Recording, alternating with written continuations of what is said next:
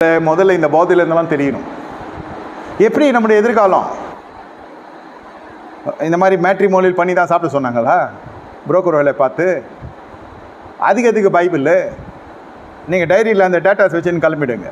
இப்போ எல்லாம் மேட்ரிமோனியல்காரெல்லாம் online side போட ஆரம்பிச்சிட்டான். இதுங்களும் சும்மா இருக்கிறது இல்லை. பார்த்து சொல்லுன்னு 3 வாட்டி ஒரு நாள் ஃபோன் பண்ணினே இருக்குங்க. ஒரு நாளைக்கு 3 வாட்டி பண்ணுறவங்களும் இருக்காங்க, வாரத்துக்கு 3 வாட்டி பண்ணுறவங்க இருக்காங்க. பார்க்குறப்பெல்லாம் பார்த்தீங்களா என்ன நம்ம பாப்பாக்குன்னுவாங்க. அவன் பார்த்து கொடுத்தானா அதோடு அவ்வளோதான்.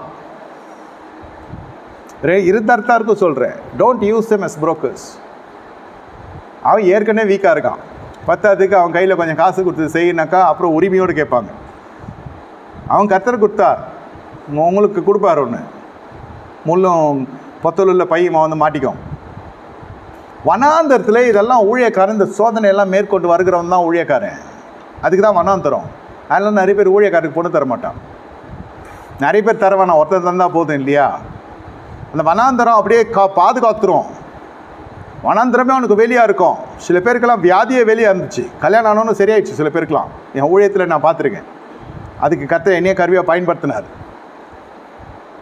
ரொம்ப டெலிகேட்டான பர்சனாலிட்டி. இதெல்லாம் ரொம்ப கஷ்டம் அப்படின்ற மாதிரி இருந்துச்சு. ஊழியத்துக்கு கல்யாணம் ஆச்சு, ஊழியத்துக்கு வந்தாங்க, மிகப்பெரிய பிரகாசம். அநேகருக்கு ஆசீர்வாதமாக இருக்கிறாங்க. கர்த்தரனை வேலை எடுத்து பாதுகாக்கிறார். புரிந்து கொள்ளுங்க. முதல்ல அந்த தேவ சாயலற்றதை வெறுக்க ஆரம்பிக்கிறார் தாவீது. வனாந்திரம் உங்களை இந்த படிப்பினைக்குள்ளே கொண்டு வரணும். ஆனால் இப்போ என்ன நடக்குது? அபிஷேகம் ஞாயிற்றுக்கிழமை பெற்று திங்கக்கிழமை வேலைக்கு போகிறதோ கல்லூரிக்கு போகிறதோ முதல்ல போய் அவ்வளோதான், அது மறந்துடும். சனிக்கிழமை தான் ஞாபகம் வரும் ஆண்டவரும் ஆவிக்குரிய வாழ்க்கையும். இந்த மீதியான 6 நாட்களும் இஷ்டம் போல ஜீவியம், இஷ்டம் போல காரியங்க.